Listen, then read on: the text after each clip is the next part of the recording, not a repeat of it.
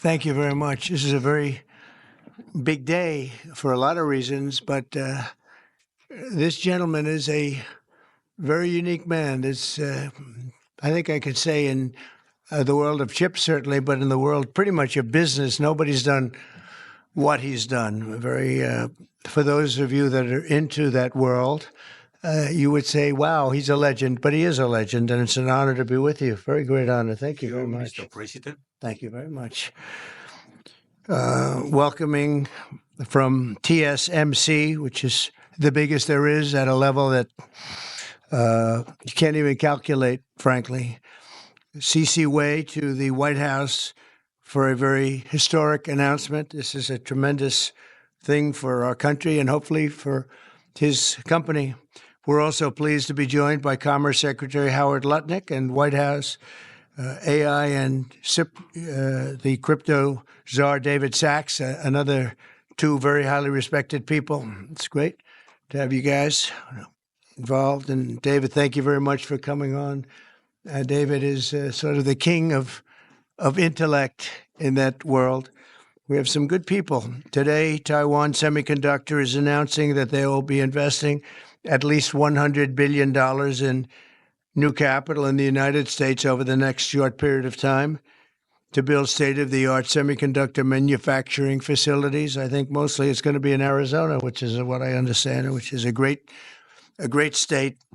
I like it because I won it, but I won most of them, actually. But I did. We won it, and we won it big. The most powerful AI chips in the world will be made right here in America, and it'll be a big percentage of the chips made by his company. But as you know, they're based mostly in Taiwan, and they're far and away the biggest. There's nobody even close. This $100 billion in new investment will go into building 5 cutting-edge fabrication facilities in the great state that we just discussed, Arizona, and will create thousands of jobs, many thousands of jobs, and they're high-paying jobs. In total, today's announcement brings Taiwan Semiconductor investments to about $165 billion. They've started already. Among the largest new foreign direct investments in the United States, Apple, as you know, made a big announcement last week of $500 billion, and we have some others that have announced. We have many that want to announce. But I don't have time to do all of these announcements, I tell you. But for you, I'm doing the announcement. Thank you. This will create hundreds of billions of dollars in economic activity and boost America's dominance in artificial intelligence and beyond. Semiconductors are the backbone of the 21st century economy. And really, without the semiconductors, there is no economy. Powering everything from AI to automobiles to advanced manufacturing. And we must be able to build the chips and semiconductors that we need right here in American factories with American skill and American labor. And that's exactly what we're doing. As you know, Taiwan pretty much has a monopoly on that market. And I think pretty much is not a term that's even appropriate. They do have a monopoly. And this is a tremendous move by the most powerful company in the world. It's a matter of economic security. It's also a matter of national security for us. And at the same time, Mr. Wei will be able to diversify and have a tremendous presence in another place and a very safe place. And I want to thank Taiwan Semiconductor for doing the announcement. And I'd like to ask Mr. Wei to say a few words, if you might. And I'd also like to ask Howard and David, you can say a couple of words, but maybe you should go first because right now he's the most important man in the room. I'm sorry, fellas. Please. Thank you very much. Thank you, Great Mr. honor. President. Thank you. I'm a little bit nervous, so I have to pull out my piece of paper. Mr. President, Secretary Lutnick, and David, I didn't know that your title. But, okay. First, I want to say thank you to Mr. President to give me this opportunity to announce our big project in the U.S. TSMC is the world's largest chip manufacturing funded by Dr. Morris Chang in 1987. is now at the forefront of semiconductor technology, supporting AI advancement and industry growth. In fact, I would like to wind back the time that in 2020, we have to thank President Trump's vision and his support. So TSMC started the journey of establishing the advanced chip manufacturing in Arizona. And now, let me proudly say, now the vision become reality. In Phoenix, Arizona, with 3,000 employees, we are producing the most advanced chip made on U.S. soil. With the success of our first fab, so we are now very happy to announce we are going to invest additional $100 billion US dollar in addition to our current $65 billion US dollars investment in Arizona. We are going to build 3 more new fabs after we promised 3 fabs already, and another 2 very advanced packaging fab, and most important, R&D center also in Arizona. For this, all the investment, $165 billion, is going to create thousands of high-paid jobs, as the president just announced. And we are, most important, actually, we are going to produce many AI chips. We are going to produce many chips to support the AI progress and to support the smartphones progress. And again, with that, I want to thank President Trump again for his support. In addition, I also want to thank my customers in the U.S., such as Apple, NVIDIA, AMD, Qualcomm, Broadcom. They all support TSMC's manufacturing in the U.S. Without their support, we probably cannot make it through. So again, I want to thank them. Also, I'd like to thank the TSMC's employee. Without their effort, we just cannot make it today. That's all I want to say, and thank you. Thank you. That's good. Thank you very much. Howard, please, David. Sure. Thank you. So I'm thrilled to be here today because President Trump has made it a fundamental objective to bring semiconductor chip manufacturing home to America. Under the Biden administration, TSMC received a $6 billion grant, and that encouraged them to build $65 billion. So America gave TSMC 10% of the money to build here. And now you're seeing the power of Donald Trump's presidency, because TSMC, the greatest manufacturer of chips in the world, is coming to America with a $100 billion investment. And of course, that is backed by the fact that they can come here because they can avoid paying tariffs. So the idea is come to America, build greatness in America, build for the American customers, the Apple, NVIDIA, that whole list that Chairman Wei gave in order to bring production to America. So we're really, really excited. This continues the most incredible path you've ever seen in these first weeks and months of the Trump administration of incredible manufacturing coming to America. The keys that the president has called out are coming here. They're coming here in huge size because they want to be in the greatest market in the world, and they want to avoid the tariffs that if they're not here, they'd have to suffer. So I want to congratulate C.C. Wei for bringing in this incredible $100 billion investment, but it's on the shoulders of our President Donald Trump, which is why he's coming. So thank you. Thank you. David? Thank you, sir. Well, the products that TSMC makes are literally the most important products in the world. I mean, these advanced chips power everything. They power AI, they power your phone, they power your cars.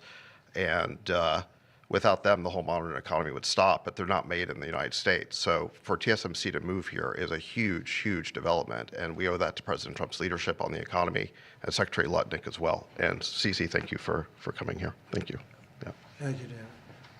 So thank you very much. A big percentage of chips with this investment will be made now, a big percentage. Worldwide, we had very little, almost none. We used to have a lot with Intel, but we had very little. And we'll be at close to 40% of the market with this transaction and a couple of others that we're doing. That's a tremendous leap, like a leap that nobody would have really said was possible. So I just want to thank you all for being here. If you want a couple of questions, ideally on this subject, yes. Specific number of jobs that will be created. He said thousands, but you have a better- You're probably talking about 25,000 jobs, but it'll get bigger and bigger with time. Knowing this gentleman, it'll get bigger and bigger. There'll be no stopping him. Yeah, Brian, go ahead. In addition to the job, you talked about national security, and that's one thing I think a lot of Americans don't understand. Explain the national security aspect of this. Well, without the chips and semiconductors, nothing runs today. You can't buy a car without them. You can't get a radio, a television, you can't get anything. And we thought it was very important, obviously business-wise, but we thought even in terms of national security to have this large percentage of the chips, semiconductors, and other things that they make, the most important product. And not a product that you can really copy. It takes years and years. You know, on the needle of a pin is total genius. I mean, they can put things, something the size of the needle, the point of a pin, they put information that is just not even believable. So if you would see this, it's just really something. Yes, Brian? One aspect to that, Honda announced they're coming to Indiana because of the tariffs. Once again, That's right. bringing additional jobs in manufacturing. You want to comment on that as well? Well, Honda's coming, and I told you about Apple, that they're going to be starting to build massively here, $500 billion. And we have many other companies going to be announced, but we had many that have already announced. And no, it's going to be great. It's looking really strong. I don't think this country has ever seen anything like we're seeing right now. Now, the tariffs, as you know, will start a week earlier than the reciprocal, which is going to be on a couple of weeks earlier. Reciprocal tariffs start on April 2nd. And I wanted to make it April 1st, but I didn't want to go April Fool's Day, because that costs a lot of money, but that one day. But so we're going April 2nd. But very importantly, tomorrow tariffs 25% on Canada and 25% on Mexico, and that'll start. So they're going to have a tariff. So what they have to do is build their car plants, frankly, and other things in the United States, in which case they have no tariffs. In other words, you build, and this is exactly what Mr. Wei is doing, by building here. Otherwise, they'll build, if they did them in Taiwan to send them here, they'll have 25% or 30% or 50% or whatever the number may be someday. It'll go only up. But by doing it here, he has no tariff, so he's way ahead of the game. And I would just say this to people in Canada or Mexico: if they're going to build car plants, the people that are doing them are much better off building here, because we have the market. We're the market where they sell the most. And so I think it's going to be very exciting for the automobile companies, very exciting for, I can think of any, as an example, North Carolina, they had the great, I used to go there to buy furniture for hotels, and it's been wiped out. That business all went to other countries. And now it's all going to come back into North Carolina, the furniture manufacturing business, please. Is the Ukraine minerals deal now dead, or can it be revived? Well, I'll let you know. We're making a speech. You probably heard about it tomorrow night, so I'll let you know tomorrow night. But no, I don't think so. I think it's a great deal for us because, Biden very, very foolishly, stupidly, frankly, gave $300 billion and $350 billion more accurately to a country to fight and to try and do things. And you know what happened? We get nothing. Just gave it. We could have rebuilt our entire U.S. Navy with $350 billion. Think of it, $350 billion. We could have rebuilt our U.S. Navy. So he gave it away as fast as the money could be gone. And what we're doing is getting that all back, and a lot more than that. And we need It's very important for this business that we're talking about here with chips and semiconductors and everything else. We need rare earths. And the deal we have is we have the finest rare earths that you can. Sir, on Ukraine. Mr. President, what do you need to see from President Zelensky to restart these negotiations? Well, I just think he should be more appreciative because this country has stuck with them through thick and thin. We've given them much more than Europe, and Europe should have given more than us because, as you know, that's right there. That's the border. This country really was like the fence on the border. It was very important to Europe, and I'm not knocking Europe. I'm saying that they were a lot smarter than Joe Biden because Joe Biden didn't have a clue. He just gave money hand over fist, and they should have been able to equalize with us. In other words, if we gave $1, they should have given. Well, we gave $350 billion. They probably gave $100, but on top of it all, they get their money back because they're doing it in the form of a loan, and it's a secured loan. So when I saw that, which I've known about for a little while, I said it's time for us to be smart. At the same time, it's great for them because they get us in the country taking the rare earth, which is going to fuel this big engine, and especially the engine that we've in a very short time created, and we get something, and we're there. We have a presence there. With all of that being said, I want one thing to happen. I want all of those young people to stop being killed. They're being killed by the thousands every single week. Last week, 2,700 were killed. 2,700 young, in this case, just about all young boys from Ukraine and from Russia. And that's not young people from the United States, but it's on a human basis. I want to see it stop. The money is one thing, but the death. And they're losing thousands of soldiers a week. And that's not including the people that get killed every time a town goes down or a missile goes into a town. And I want to see it stop. Yes.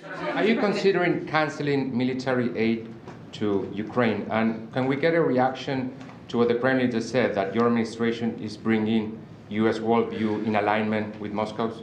So this is a deal that should have never happened. This is a deal that would have never happened. And it didn't happen for 4 years. It didn't happen. It was never even close to happening. If I were president, it would not have happened. And October 7th would not have happened in Israel. And inflation wouldn't have happened. And Afghanistan, disastrous. The way they withdrew, not the fact that they withdrew, but the way they withdrew would have never happened. And we would have had Bagram right now instead of China having it. It was 1 hour away from where China makes their nuclear weapons. We would have kept Bagram with one of the biggest air bases in the world. All of these things happened, and it's a shame. But it is what it is, and now we're here. I want to see it end fast. I don't want to see this go on for years and years. Now, President Zelensky supposedly made a statement today in AP. I'm not a big fan of AP, so maybe it was an incorrect statement, but he said he thinks the war's going to go on for a long time. And he better not be right about that. That's all I'm saying. This project, could this minimize the impact to the U.S. with chips should China decide to isolate Taiwan or China decide to take Taiwan? Well, it's a very interesting point. It's a great question, actually, but this would certainly, I can't say minimize. That would be a catastrophic event, obviously, but it will at least give us a position where we have, in this very, very important business, we would have a very big part of it in the United States. So it would have a big impact if something should happen with Taiwan. Are you looking at relieving Russian sanctions if there is a peace deal? Well, we're going to make deals with everybody to get this war, including Europe and European nations. And they've acted very well. You know, they're good people. I know most of them are friends of mine, the heads of state, the heads of the various countries, prime ministers from the different. I got four prime ministers and 5 presidents called me over the last 2 days, and they want to work it out. They want to get it worked out. And I think they're also, you know, they're talking money, but the money is less important than the deaths. We're talking thousands of young people a week. And people would say, why do I care about Ukraine, young people? Why do I care about, and not all young, but they're pretty young. You know, Ukraine is running a little bit low, and they're getting older. They're recruiting older people. It's a very, very sad thing that's happening over there, and we want to get it finished. We want to stop the death. tariffs, is there any room left for Canada and Mexico to make a deal before midnight? And should we expect those Chinese tariffs, the extra 10%, to take No effect? room left for Mexico or for Canada. No, the tariffs, they're all set. They go into effect tomorrow. Mr. President, just to follow up on my colleague's question. And just so you understand, vast amounts of fentanyl have poured into our country from Mexico, and as you know, also from China, where it goes to Mexico and goes to Canada. And China also had an additional 10, so it's 10 plus 10. And it comes in from Canada and it comes in from Mexico, and that's a very important thing to say. Yeah, please, go ahead. Have you decided if you're going to suspend military aid to Ukraine? Have you made that decision? Well, I haven't even talked about that right now. I mean, right now, we'll see what happens. A lot of things are happening right now as we speak. I mean, literally as we speak. I could give you an answer and go back to my office, the beautiful Oval Office. I could go back into the Oval Office and find out that the answer is obsolete. It's like his business. It's obsolete. You come up with a new chip and it's obsolete about 2 minutes later, right? But that's what's good about his business. That's why he's the only one that's successful in it. But to follow up on my colleague's question, from Russia saying that your foreign policy is largely in line with their vision, should that be concerning to Americans? said what? Should that be concerning to Americans? Read the statement. That Russia says that your administration's foreign policy is, quote, largely in line with their vision. Well, I'll tell you what, I think it takes two to tango, and you're going to have to make a deal with Russia, and you're going to have to make a deal with Ukraine. You're going to have the assent, and you're going to have the consent from the European nations, because I think that's important, and from us. I think everybody has to get into a room, so to speak, and we have to make a deal. And the deal can be made very fast. It should not be that hard a deal to make. It can be made very fast. Now, maybe somebody doesn't want to make a deal. And if somebody doesn't want to make a deal, I think that person won't be around very long. That person will not be listened to very long because I believe that Russia wants to make a deal. I believe certainly the people of Ukraine want to make a deal. They've suffered more than anybody else. We talk about suffering.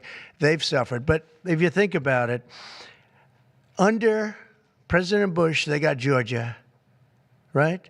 Russia got Georgia. Under President Obama, they got a nice big submarine base, a nice big chunk of land where they have their submarines. You know that, right? Crimea. Under President Trump, they got nothing. And under President Biden, they tried to get the whole thing. They tried to get the whole big Ukraine, the whole thing. If I didn't get in here, they would have gotten the whole thing. So I can only say, you can go back to Bush, you can go back to Obama, and go back to Biden. They took a lot. The only one they didn't get, you know what I gave them? I gave them anti-tank missiles. That's what I gave them. I gave them sanctions on Russia. I gave them javelins. You know the javelins? You know when they took out all those tanks? You know the tanks were heading to Kiev by the hundreds, and they were unstoppable. And I gave them javelins. So, you know, I really, Putin is the one that will tell you this has not been so good for them. The fact is that I just want fairness. I want fairness. But think of it. I gave Russia nothing except grief. I gave them nothing. I gave them sanctions and javelins. That's what I gave them. Obama gave them sheets, and you heard that statement before. It's a very famous. Trump gave them javelins, and Obama gave them sheets, and then they say how close I am to Russia. And let me tell you, we have to make a deal because there are a lot of people being killed that shouldn't be killed. But remember, Trump gave them nothing, and the other presidents gave them a lot. They gave them everything. Mr. President, on trade, you met with Argentine President Javier Milei at CPAC. He wants to sign a free trade agreement with the United States.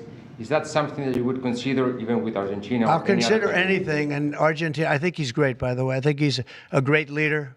He's doing a great job. He's doing a fantastic job. Brought it back from oblivion.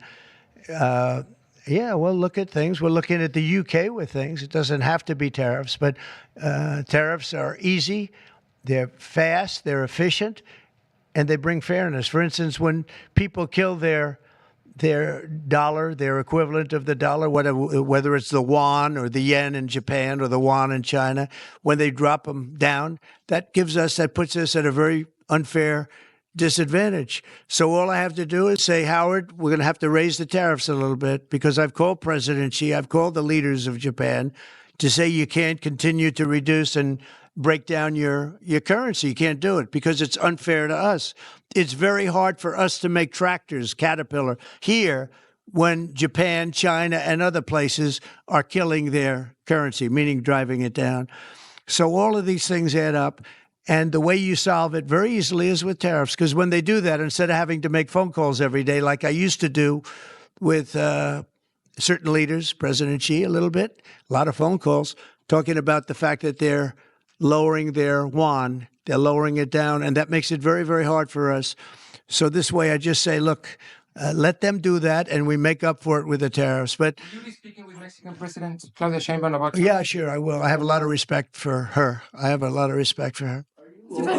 President, takes effect. It'll be 20% on China now. How high are you willing to go against China? Well, I can't say. It depends on what they do with their currency. It depends on what they do in terms of a retaliation with some kind of an economic retaliation, which I don't think they're going to retaliate too much. Hey, look, the United States has been taken advantage of for 40 years.